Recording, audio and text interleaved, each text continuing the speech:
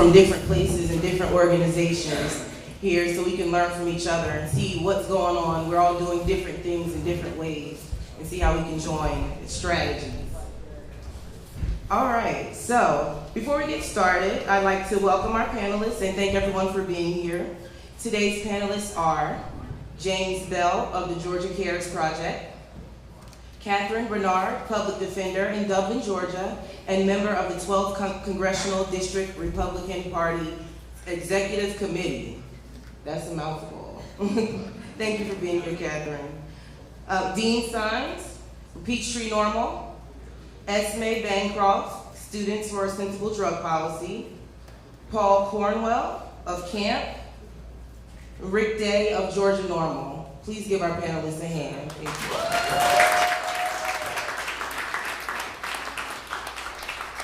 I'd also like to take a moment to acknowledge my dad, who was actually initially scheduled to be on today's panel representing clergy, veterans, and a medical patient in a non-medical state because he has glaucoma. And so he wasn't able to be here today, but I really appreciate his support in everything that I do as an activist, and I appreciate what he has instilled in me as a former Black Panther, if you can be a former Black Panther. And as a man of God who is all about empowering people, I would really appreciate that. So I want to shout out to my dad too.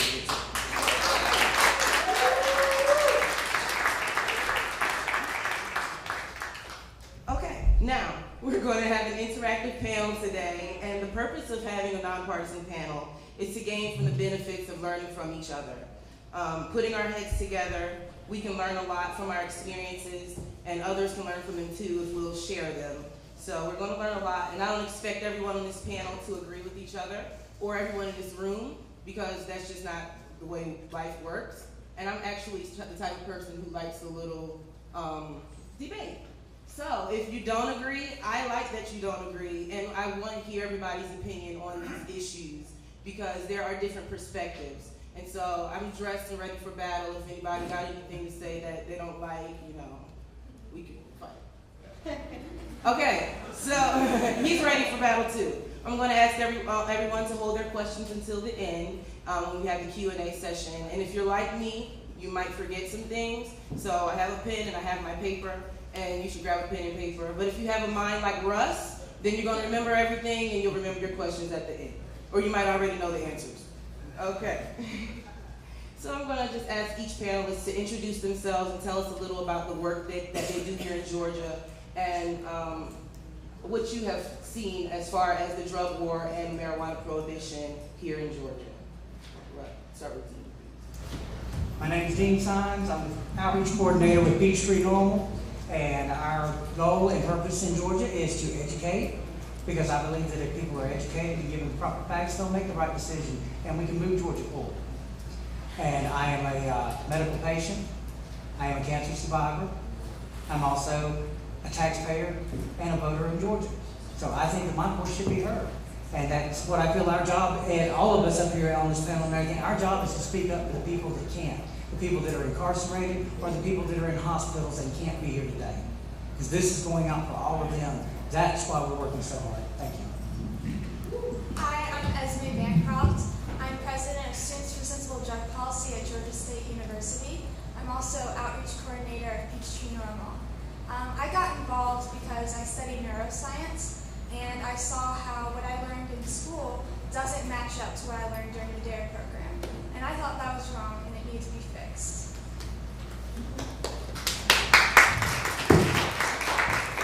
I'm James Bell. I run the Georgia CARE project, that's Campaign for Access, Reform, and Education.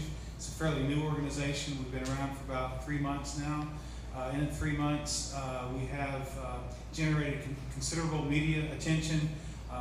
We do continuously do press releases. We're a clearinghouse for information on our website, gacareproject.com. I've been an activist for 25 years. I started out as a director of Georgia Normal, worked with Paul Cornwell in the Great Atlanta Pot Festival, some of the biggest events in the world at the time for legalization.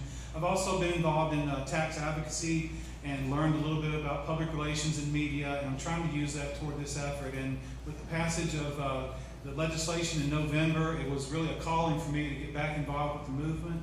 And I want to say that some great people here, sitting here, but really this conference was about you and you attending this conference today, and I really appreciate it and appreciate Sharon for hosting this event. It was a great time.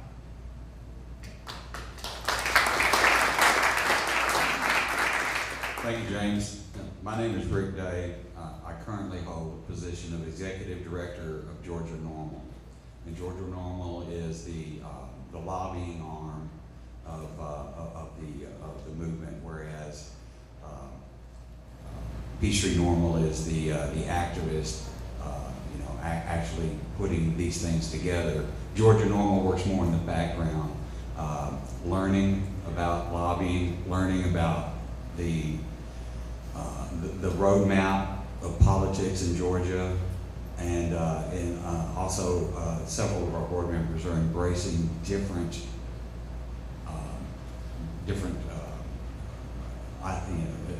issues. And so what they do is they go and they'll talk about an issue that's not related to marijuana. And what you're trying to do is establish a relationship with that individual. So if you hit them in the face first with pot, it doesn't work. So Georgia Normal works very hard to try to keep everybody on, kind of a solid professional track when it comes to dealing directly with the legislature. I've been involved in, I've been smoking pot since 1976 after I got out of the service, and pretty much smoked every day. Went on from there and tried to do my very best to defy every single stereotype that had ever been levied against a marijuana user.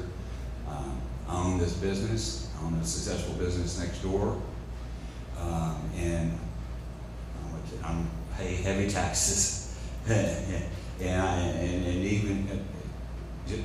I have a patronage full of pot smokers. Okay. Young kids like to do drugs. They like to do drugs. So we can just say, don't do drugs.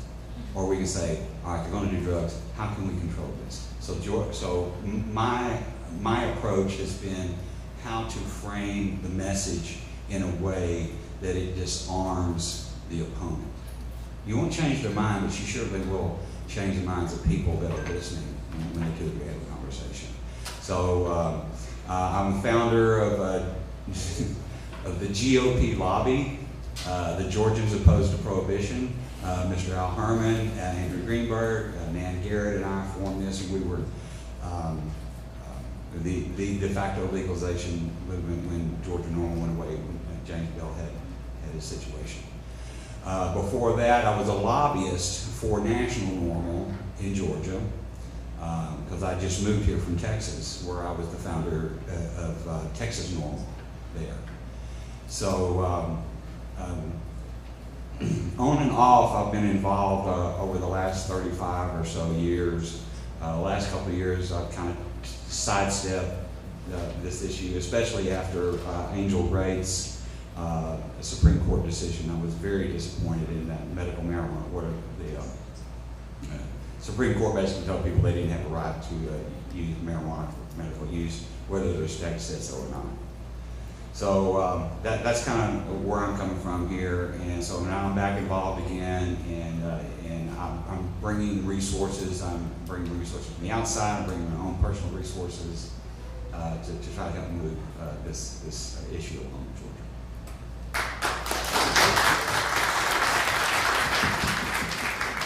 Paul Cornwell. I was born in Washington, D.C., came down here to the South in '67, and looked everywhere in my yard down in South Georgia to find something that would get me high. I smoked everything. I don't recommend smoking Spanish moss. So I got to the University of Georgia in 1970. They were throwing a referendum on whether pot should be legal. I guess 1969, the Time Life magazine had come out about 12% of the population smoking pot, which really sent me looking for it there at the University of Georgia. Took me a while to find it.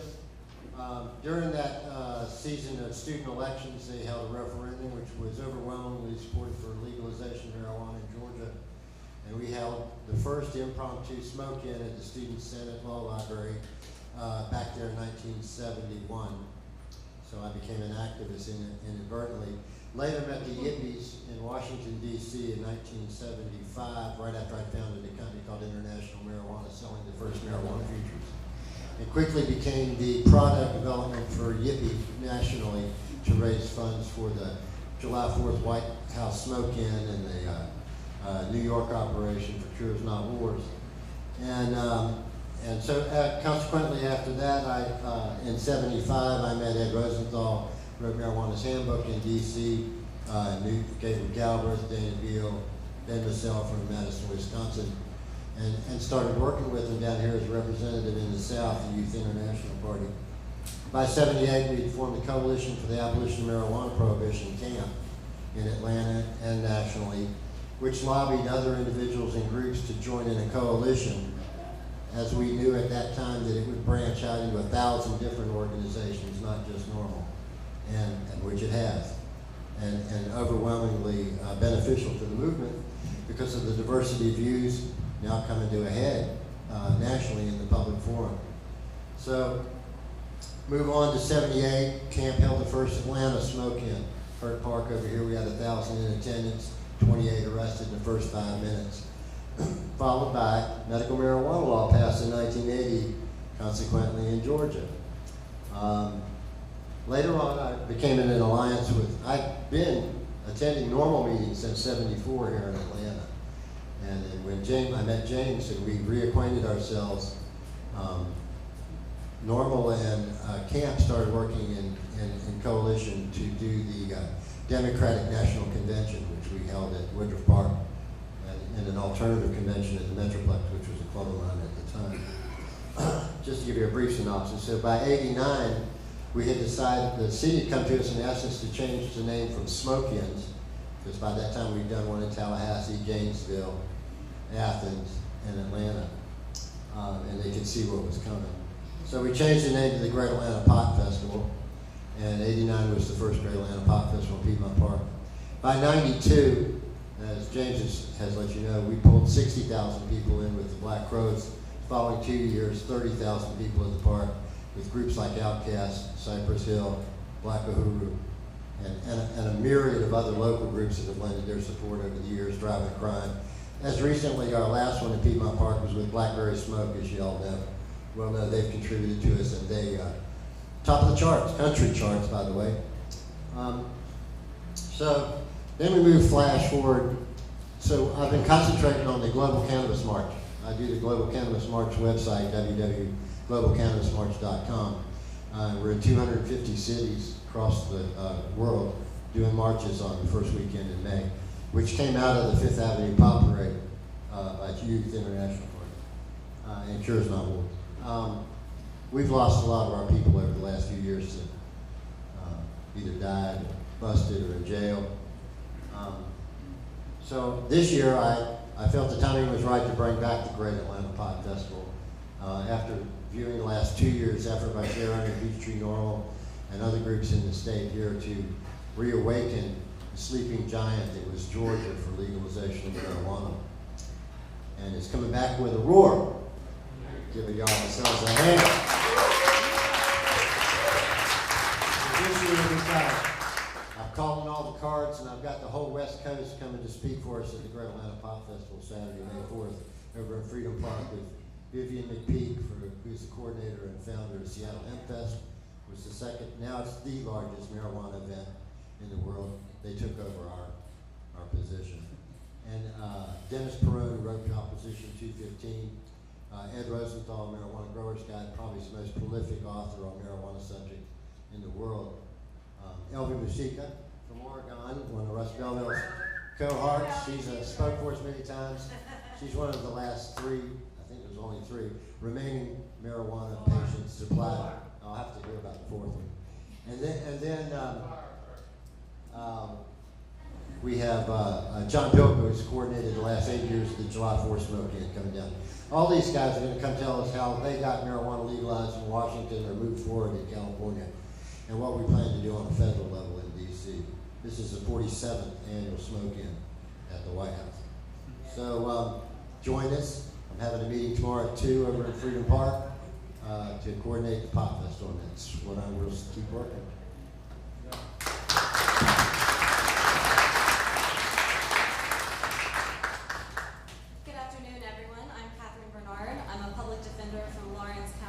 I'm also the coordinator of the Georgia coordinator for the Fully Informed Jury Association, which works to inform people about their jury nullification rights. It is still very much a work in progress, so anyone who is interested in working on the Fully Informed Jury Association, please go ahead and contact me. I'm also active in the Republican Party, as was mentioned. I was a delegate to the 2012 Republican National Convention from Georgia. I did cast my vote for Ron Paul.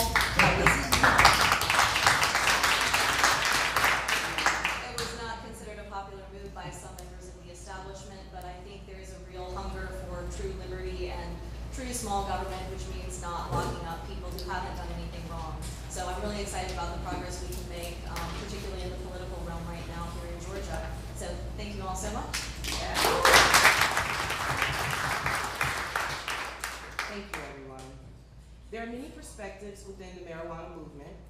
Some people advocate strictly for patients' rights, while others favor decriminalization for various reasons, ranging from depenalization and the release of nonviolent offenders from our already overcrowded prison population, as well as taxing hemp and cannabis for fiscal benefits. And what are your feelings on the marijuana movement? What is your view? I know we all have different views, and what is your view? I support full-out decriminalization and everything, because without that, the medical patients are still in danger of going to jail. So that kind of goes hand in hand. You can't have a medical bill without a crime bill. And I think it's a matter of a human rights issue and everything. I think it's a person's right to choose what they put into their own body. I don't want the government telling me what I can put into my body, because everything that they told me somewhere I can put in my body is killing me. So I kind of a little bit leery on them anymore. I support full legalization and regulation. I think that we should definitely be taxing it and making money off of it, because we do everything else in this nation. Well, I certainly have my own preference, but I think we can do it all. I think that there's enough people here, there's enough diversity, and whatever your interest is, I suggest that you, if it is decrim, which I take the opportunity in Georgia because we are studying criminal justice reform in Georgia, the opportunity is there. There's also an opportunity for industrial hemp in Georgia and working with the farmers. If you have that issue, jump on that issue. If your issue is medical cannabis, do that. That's your expertise, okay? And I say, let's do it all. There's enough people, enough activists involved. We can do it all, okay? Hi, I'm from Earth, and I live in reality. And, flowery words and lofty goals and stuff are very motivating until you go down there and you try to use that rhetoric at the legislature, and then you get that stone wall and you walk away and nothing gets done. So I'm more of an incremental person. I'm more of a baby step approach. Let me give you a quick example. Right now in the state of Georgia, there's only 3 types of crime that you can be convicted of: misdemeanor, aggravated misdemeanor, and a felony. Technically, you can still go to jail for a year and a $1,000 fine for a speeding ticket, or running a red light, or crossing in front of a pedestrian. There is no such thing as an infraction. But the city of Atlanta has created a system for the sanity of the courts to be able to use that, but it's not codified in the state law. So, who are our biggest enemies? Our biggest enemies are the city of Lilburn. The city of Lilburn makes great lucre off of the war on drugs. They target people of color, they pull them over in enough sufficient numbers, they shake them down, find a little weed on them, and off we go. And they think they're making money off of it. So my approach, and the approach of several other people, is criminal justice reform, which is a big topic right now in the legislature. They are on that. It is did away with mandatory minimum, gave judges discretion, et cetera, et cetera. So what I want to see is a third tier called an infraction created. And so if you get a ticket for something, instead of going to court, you just pay it online. So what that does is that puts the lucre from your pocket directly into their pocket without any cost involved. So what they're trying to do is they're trying to collect this much money and they're spending this much to collect it. What we want them to do is collect this much money and have this much effort to collect it. That's when you push it over. It's a pure money issue. It is lucre to small towns. And so we have to change that. So how do we do that? Incremental steps. You establish a relationship.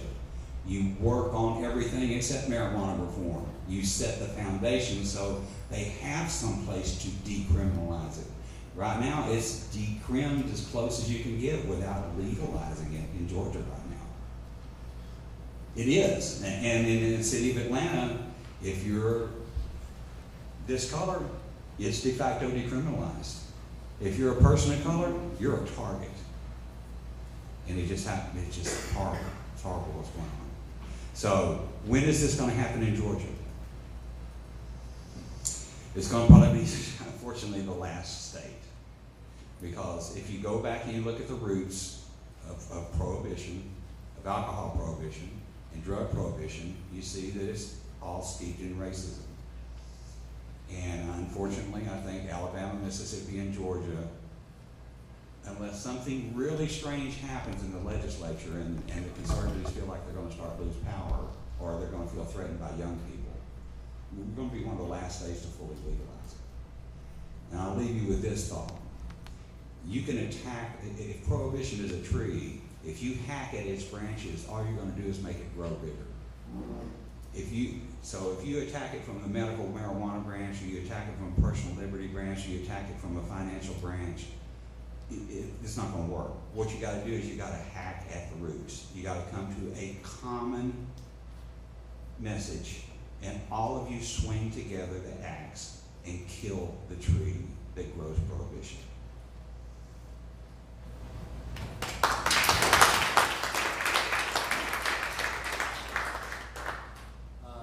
I believe in regulation. All we have to live in are a nation of laws, so we have to live by laws. But personally, I don't think the government has any place, any right in discerning who uses or what use they have for cannabis. And what we do is empower groups around the country that set forth a lot of platforms on possible scenarios for change. All roads to change are good at this point. It's a consensus of some of our camp members nationwide that we don't want to supplant one cartel for the other. And when I say that, I don't want a government cartel or a pharmaceutical company cartel. I don't want a tobacco cartel. I don't want any commercialization of marijuana. I don't want to see any advertising. If they want to manufacture and trade name seeds for distribution to the public to grow their own in various varieties, I'm for that. If the government wants to tax by way of a rubber band, limiting the number of plants per individual for nonprofit transfer, and put a rubber band around each plant and tax that, I'm for that, much in the wine or beer scenario for private citizens. If they want to tax the profit you make on marijuana, they have income tax rules already in place. I don't want to see a 50% tax put on by state and federal government on cannabis use. It's a plan. They have no right with it, none whatsoever. I don't want to hear, I'm not talking about medicalization. I think you should get pharmaceutically clean, pure cannabis derivatives from pharmacies and from pharmaceutical companies, so that when your doctor prescribes it, you can be sure it's going to be effective and that it's clean. What I'm talking about is recreational use, and these people with pie in the sky, we're going to convince them that marijuana should be legal because we're going to put billions of dollars in your coffers. It's a pipe dream. I don't know what you're smoking. Just keep the government out of our crop. Period. Thank you very much. First of all, do you think I could get a bottle of water? That light is shining bright.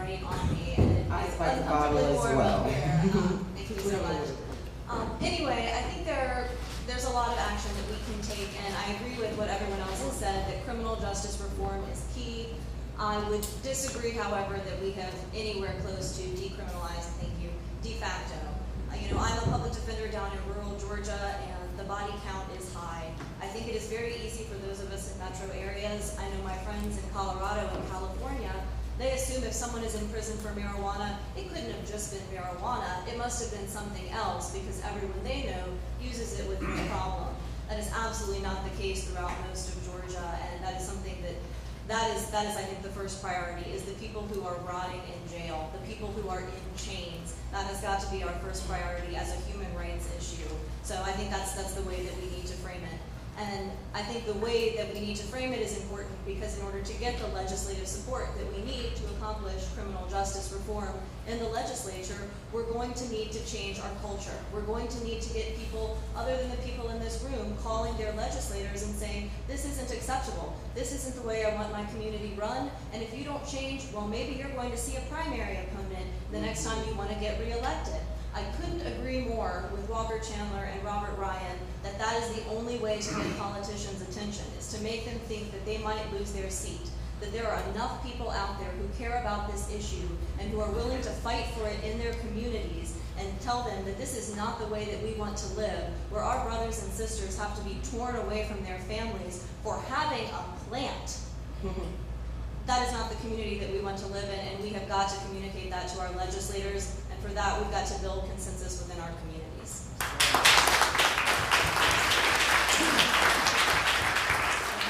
James, you look like you had something else you wanted to add. Did you want to add rebuttal to that? Well, yeah, I mean, I'm from Earth 2,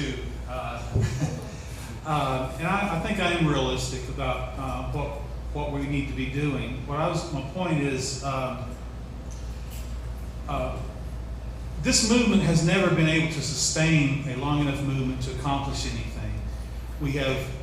We're not professional activists, advocates, employees where we can focus full time until we can get to that point where we can have professionals that work this issue. Otherwise, we're relying upon volunteers.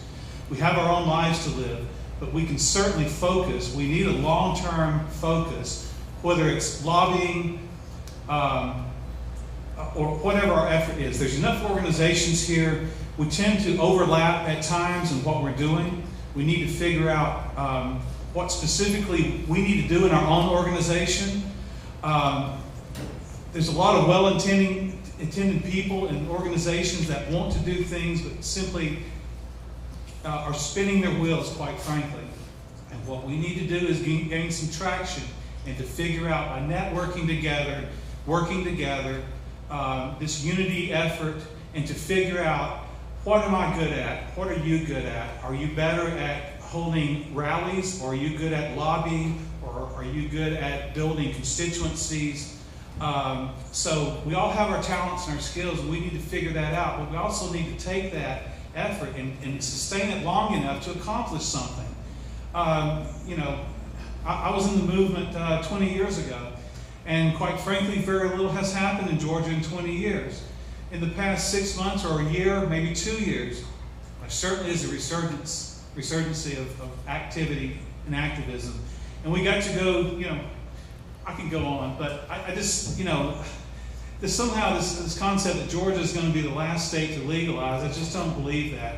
If we caught that attitude, I believe we will be. If we keep dragging our feet, I believe we will be. If we keep making excuses for why we're not making progress, I believe we will be the last state. If we get active and go beyond this room and go back in our communities and start activating our friends and quit worrying about the politics of left and right and Democrat and Republican and start talking the issue. This is the first time in a long time that our state legislature has ever received emails from the marijuana movement. It's the first time they've had people sit down in their office and talk about the issue. So this is the kind of stuff we need to be doing. You need to figure out what your talent, your skill is, and try to apply it. And all these people here are looking for help. We can't do it alone. So we need to just build on this coalition. And if we are the last state, we're certainly going to have 49 other states that are going to help us legalize it. But one day, perhaps even in my lifetime, the laws will change in this state. And it's going to happen because you're interested and because these people Paul for 40 years has been persistent with pushing the issue, okay? This is kind of, I see a lot of young faces here. We may be in this movement a long time. Even if it is decriminalized, there's still more efforts to legalize. There's still always an issue to come down in the future. Thank you. I'd like to clarify that I meant full legalization. I'm sure that we will be in a decrim mode well before that, but I'm looking down the road. I'm really, deep down in my heart, one of those legal like tomatoes instead of legal like wine, okay? So I'm thinking long-term situation. James brought up a very interesting point. There are a lot of young faces here. There are a lot of old faces here too, and that's wonderful because this is an intergenerational movement now. Okay, you have just been doubled in power just by realizing now that you're a multi-generational movement. Okay, what I'm going to challenge each of you gray hairs out there to do is to find you a young person and mentor them. When they run into issues, problems, they don't know how to overcome an objection that they come to, they should go to their mentor, email them, text them. Hey, I'm at this, I'm at that. Hey, I've been invited to speak to the Rotary. What should I do? And if you don't know, Mr. Gray Hair, you need to find out from some of the leadership, you know, what to do, or you can do some research yourself. But all of you, if you care enough, you're over the age of 40 and you're here, you already know the spiel. You already know the arguments. It's just a matter of embracing young people with a political message and enabling them with the strength and the authority, the power to be able to step up and get this thing accomplished. Now, I want to give you two quick extremes, okay? There's two extremes here when you're dealing with the Assembly. You have North Carolina and you have Assemblyman Katz, okay? North Carolina had a medical marijuana bill this session. The activists were so well organized that they pissed off the legislators because they were getting so many calls, they killed the bill in committee. And the reason why they killed the bill in committee was they were tired of the people calling them about this issue. So while that's wrong and they should pay for it at the next election, the activists killed the bill that they were trying to help. So it's important that everybody be on message and call at the same time and this kind of thing. The other extreme is Assemblyman Katz. I just read this yesterday. Assemblyman Katz is a New York State Assemblyman, 59 years old, classic drug warrior, voted against medical marijuana, anti-drug, all about the children, all that. Well, guess what? Last night, he was speeding. He got pulled over. The officer smelled. The officer found. And he went to jail. No, he didn't. I'm sorry. He did not go to jail. He did not go to jail. No, because he's an assemblyman. Rick, I have that news story. So you have this situation where there are people like us in the assembly now. They're there. We're people. They're stoners there. They're just in the closet. Yeah. They secretly support us, but they're afraid to come out of the closet. They don't inhale. Because of their political cover. Okay? So the solution to the political cover is Emily. Early money is like yeast. Find yourself a candidate. Give them $25, $50. Raise something for them. Go do something for them. Hand out flyers if they agree with you on the marijuana issue. There's no guarantee that they won't flip-flop once they get back there, but this is how you do it. This is how you do what they talked about, that pressure. This is how you put the pressure on them. You find candidates that will come out and go, I may not know anything about anything, but I know it's stupid to lock people up for a small amount of drugs, and I'm going to do everything I can to change that. Vote for me. Well, Rick, you actually took me into our next question, and you can start it out because it was directed to you regarding lobbying. What have been your efforts in lobbying in the state of Georgia? What has been the outcome? What have you faced as a lobbyist in Georgia? And then on to Paul. A lot of nascent support. A lot of, yeah, I agree with you. If you could go get some other guys to sponsor, then, you know, that's fine, okay? But they're not willing to do it like this, okay? So Georgia has a game. The game is called corruption, okay? Do you really want marijuana decriminalized? Then let's raise $55,000 and go find the highest paid lobbyists in Georgia, give them that $55,000, dip it in excrement, they'll make sandwiches for themselves later, and you will get, chances are you will get a bill that will sail through. That's the going rate. That's very doable. And every one of you went out and I got 5 on it. We're working with MPP, and that's going to segue into a lot of this.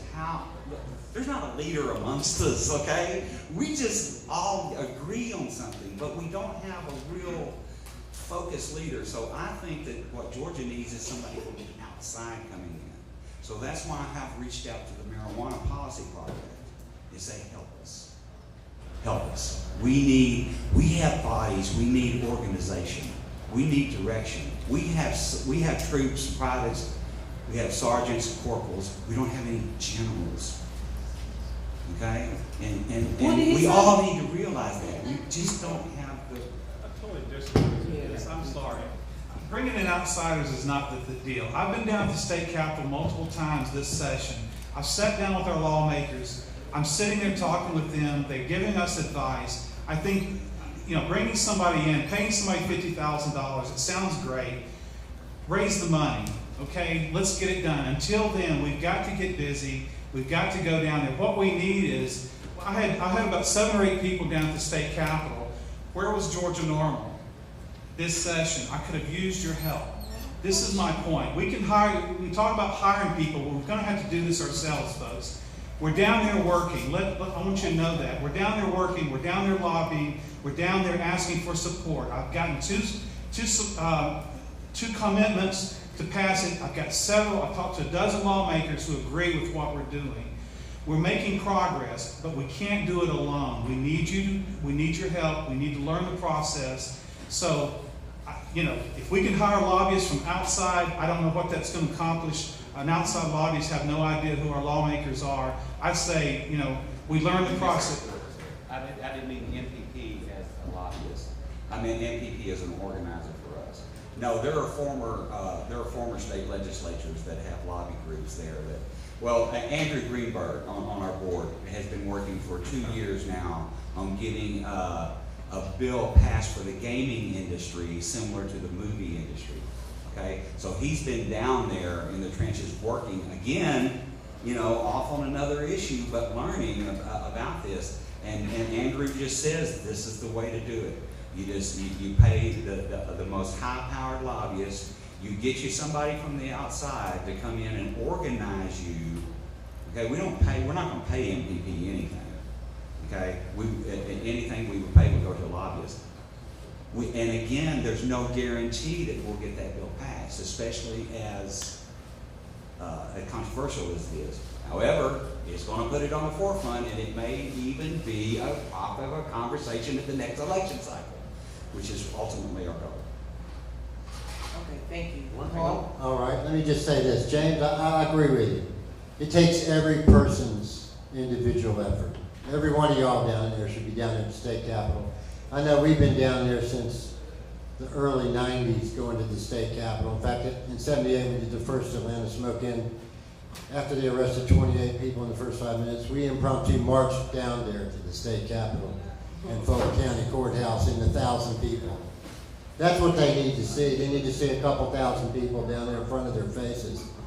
If they don't want to change and they don't want to listen to the voters in this state, throw them out. Yes. This is a democracy. Throw them out. Ebony for Congress. Run your own path. It starts local. Start your city councils. Start your county governments. Go find out who the rep is running. Tell them if you don't believe our way, you're not hitting the highway.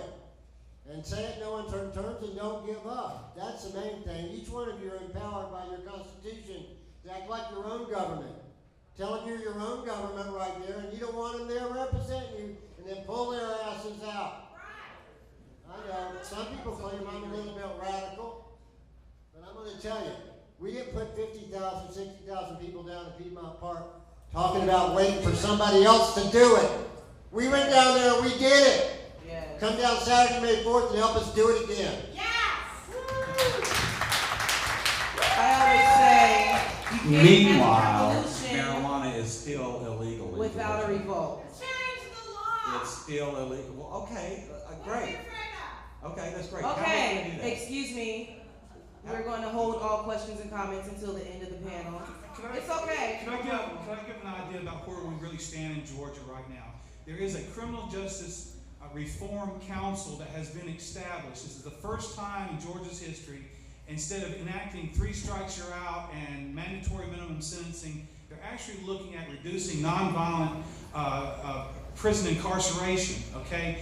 It's going to be a 15-board panel. This is our key. This is our opportunity to organize and get before this council, as they call it, 15 people we have to deal with, to convince them to at least, if they can talk about burglary, robberies, and theft and forgery and decriminalize those crimes, they're dancing around the marijuana issue. We want to bring that to the table. You know, I don't know if we can convince all the lawmakers, but hopefully with the recommendation of a commission to say, if we want to keep nonviolent offenders, we certainly got to look at marijuana laws in this state. I think it's the best opportunity we've ever had, and I think that should, you know, I had hope for a legislative study committee. It's probably not going to happen this session, but what did happen was this council, and this council is the key to reform in Georgia. It's the only opportunity in my activist career that I've seen to reform laws. That's where I'm going to be focusing, and if you go to our website, I'm sure you'll see more about that council soon. Thank you, James, and thank you for the work that you do. I know you're always down there working and getting it in. My next question is going to be focused, it's going to be directed to Esme as a student, and then anyone else can pick up if they'd like to answer. Esme, could you tell us a little about the drug laws and how they have affected different students and their financial aid, and just your thoughts on it? Maybe you know somebody who may have been affected. Tell us your Okay, so this is a story that I'm allowed to tell. It's my best friend's story. She was the president of SSNP at GSU before me, and she got arrested for this much marijuana, not even a bowl. Not even a bowl. Not even a bowl. And she got on probation. They drug tested her right when she got on her probation, and she failed that drug test because she had just started probation. She thought she didn't have to be clean until after probation started. So she spent 3 nights in jail. Then she found out that she wasn't going to be able to get financial aid anymore. She was 1 semester away from graduating.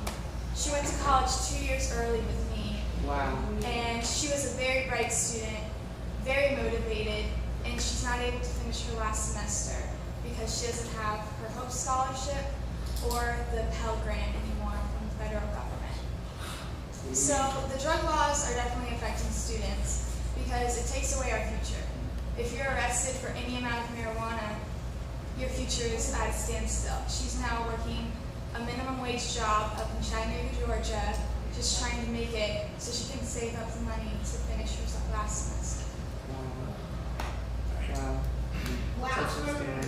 Well, you take a productive taxpayer and make them unproductive. Yeah, the war on drugs is not just a war on drugs, it's a war on families. You know, and we can all agree upon that and everything, because I think everybody up here and probably everybody in this room has been touched in some way, shape, form, or fashion by the so-called war on drugs. You know, and the bad thing about it is we're the taxpayers, we're the ones paying for it. We're paying them to spend it so, you know. And that's what I can't understand, you know.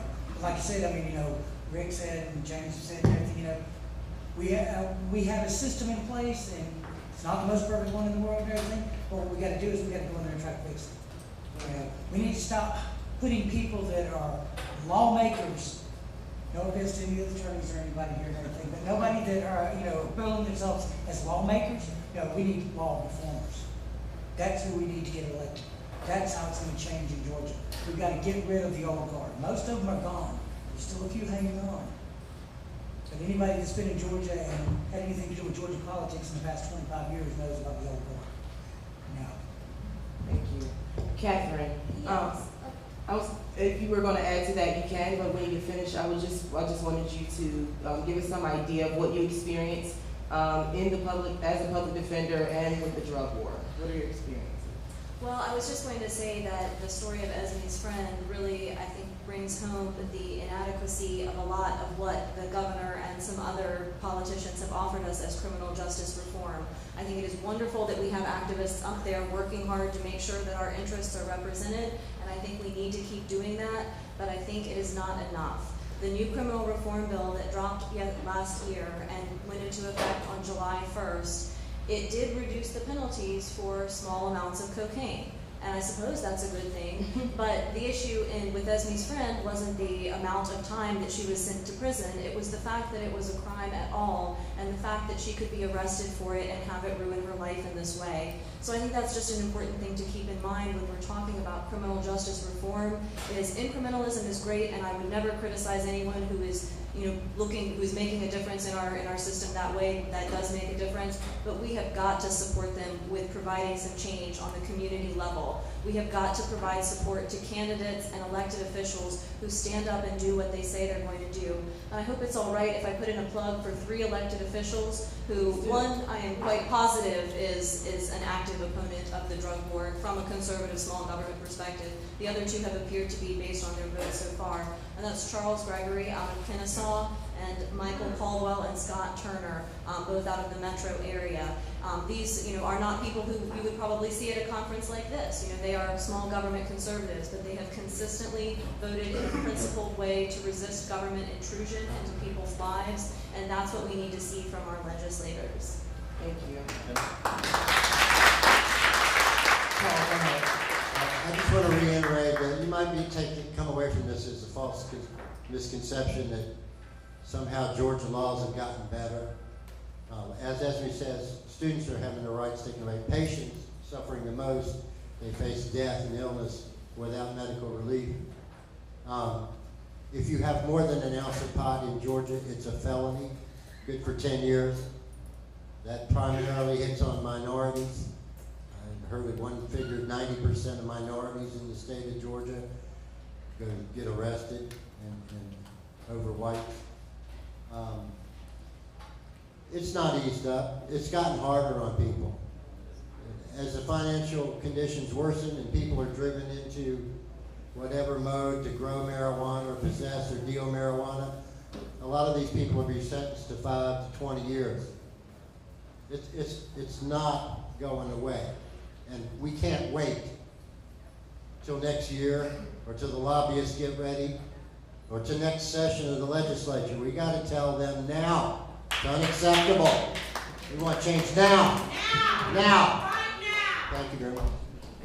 Evan, can I say one thing? I want to kind of give you an example of this war on drugs, and you gave an example of how it affects students. We had a guy in the West Georgia, Rodney Neal Graham. Please look his name up. Rodney Neal Graham. He was arrested in Carrollton, Georgia. He had a small cigarette, marijuana cigarette, in his car apparently. They arrested him, they took him to jail. He was on probation prior. He was transported to Douglas County. He had a liver condition. His father told the Douglas County jail that if he did not receive his medicines that he would die. The Douglas County Sheriff's Department watched him die for 4 days. They watched him on the floor of his jail cell in convulsions, vomiting, unconscious for 4 days until finally he did pass away. They denied him his medicine. The man should never have been behind bars, okay? He leaves behind a wife and 2 beautiful girls. And this is the cause of prohibition. And these are real stories. Remember, Katherine Johnston, the 92-year-old lady that was murdered by the Atlanta Police Department in a botched raid, and they throw down marijuana in their home. These are the kind of stories we need to relate to people, to put a face on the victims of the war on drugs. That's what these quilts are about and the handkerchiefs are about. So I just had to point that out, that these are real examples of people who, and everybody in here probably has a story either of yourself or of someone you know, who, and share that with somebody else. Let's make it a personal issue. Thank you.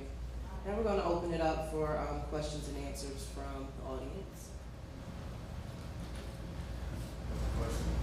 Thanks. Maybe I can direct you to the attorney or anybody else answer that. There's no attorney-client privilege. I just got arrested 2 months ago for marijuana DUI. Then we should probably not be talking about it right now. No, my question is, I went to court for it Thursday, actually, and the state trooper that arrested me didn't show up. Now, I thought, if he didn't show up the first time, he was getting thrown out. They gave me another court date. It's in Casita, Georgia, if you know where that is. It's a very small, we were talking about small town. It's one of the small towns in Columbus. So they gave me a second court date for April 11th. And I wanted to know the legality of that. But I was Walker, give me your card. Walker's behind you, Vince. Yes.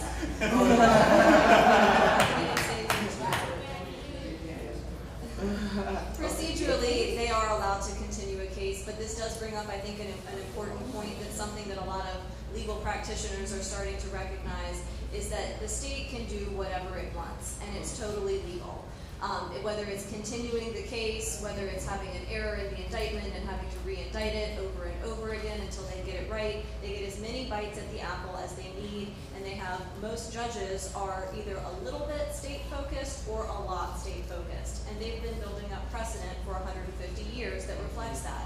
So what frustrates me is that I often have clients come to me with a situation of obvious injustice. A cop has lied on them to pull them over and find marijuana, just an obviously unjust situation that any person would recognize, but they have no legal remedy because there is some legal precedent that says, well, it's all right for the officer to be dishonest in that situation, or, well, that was reasonable and it's harmless error. So it is an endemic problem. It is extremely serious, and I feel like as a public defender, or even as even if you're a well-paid private attorney, you just don't have the tools available legally to protect people from even obvious injustices in the drug war. It's the drug war exception to the Constitution. great. Sorry. I would say that's a symbol of marijuana, because marijuana represents freedom. And they'll use every chance they can to use the law to take away your freedom. And if they have to use marijuana as a tool to do so, they will. And no disrespect to police officers, but they're the ones using the tools to do so. Yes, every day. Does anybody have any more questions, comments? Hype girl in the back, you can have the floor. Give me weed or give me death. Okay, that sums it up. I wanted to touch on the idea of getting money involved in this, paying lobbyists to fight for us. This is ridiculous. Anybody who watched Ken Burns' Prohibition on PBS, which is something the chairman talked about, knows that what it took was organized volunteers, and that's all it took. Right, and I they think, overturned Prohibition in record time once they got all together. right, So an idea of bringing in money into a money problem. exactly. Cannabis is already bogged down with money from lobbyists from other interests who don't want to see it. I think that's a great point. We haven't had major money in the movement for 40 years. And we won't. Is that right? Yes, and we won't. And we won't. Right. We don't need it. We don't need it, we need people power. People power versus money power. People will always win over money because people are what matters. And I just want